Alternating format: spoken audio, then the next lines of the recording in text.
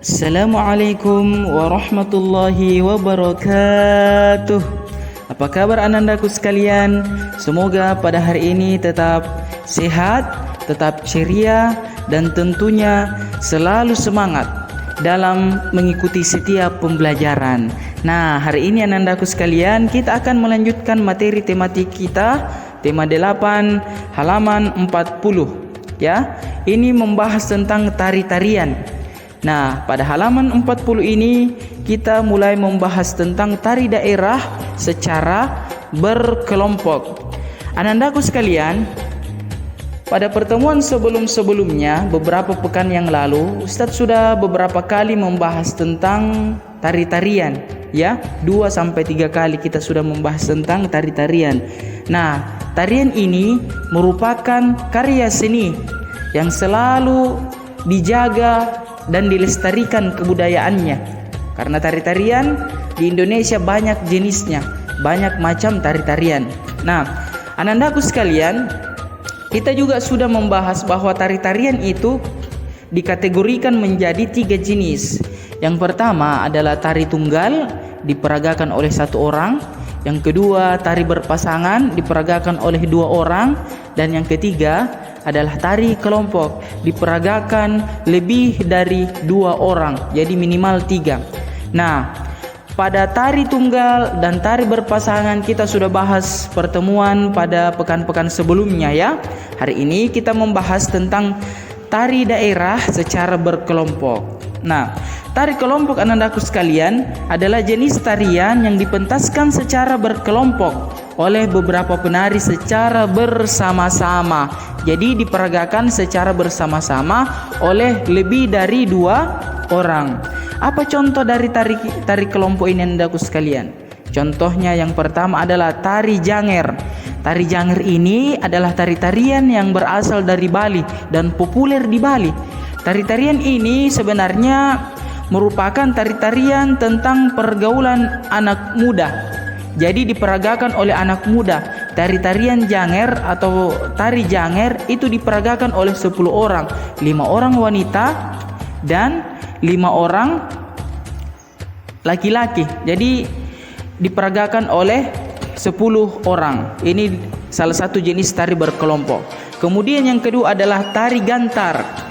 Tari gantar ini anandaku sekalian berasal dari suku Dayak Benuak dan Dayak Tunjung di Kabupaten Kutai Barat, Kalimantan Timur. Tarian ini anandaku sekalian melambangkan tentang kegembiraan dan juga keramahan suku Dayak. Biasanya tari gantar ini diperagakan atau ditampilkan ketika menjemput tamu. Jadi tari-tarian ini juga diperagakan oleh lebih dari 2 orang. Kemudian yang ketiga adalah tari bedaya ketawang. Tari bedaya ketawang ini masuk ke dalam jenis tari berkelompok karena diperagakan lebih dari 2 orang. Tarian ini anandaku sekalian berasal dari Jogja atau Keraton Solo. Jadi silahkan dilihat videonya, Ustadz sudah tampilkan di video tentang penampakan atau tampilan dari tari janger, tari gantar maupun tari bedaya ketawang ini. Nah, tari bedaya ketawang ini biasa juga disebut sebagai tarian langit. Apa tujuannya ini anandaku sekalian? Kenapa disebut sebagai tarian langit? Karena tarian ini merupakan suatu upacara dengan tujuan pemujaan dan persembahan kepada Sang Pencipta. Jadi dia menari sambil melakukan persembahan kepada Sang Pencipta. Tetapi dalam agama kita tidak dianjurkan tari-tarian yang seperti ini, karena dalam syariat Islam ini merupakan suatu kemusyrikan karena mengadakan penyembahan, apalagi penyembahan dan pemujaan ini kepada selain Allah Subhanahu wa taala. Nah, yang keempat adalah tari serimpi. Tari serimpi ini berasal dari Jawa Tengah.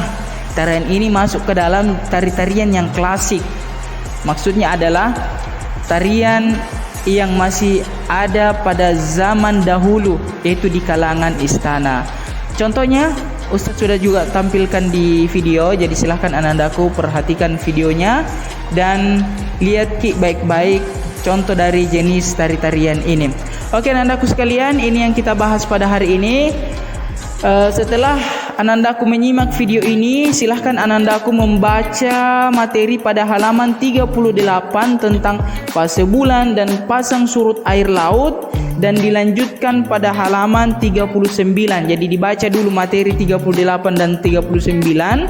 Setelah itu anandaku menjawab latihan pembelajaran 2 pada halaman 41 bagian A dan bagian B. Oke anandaku sekalian, syukran ala husni ihtimamikum, wallahul muwafiq ila aqwamit thariq. Wassalamualaikum warahmatullahi wabarakatuh.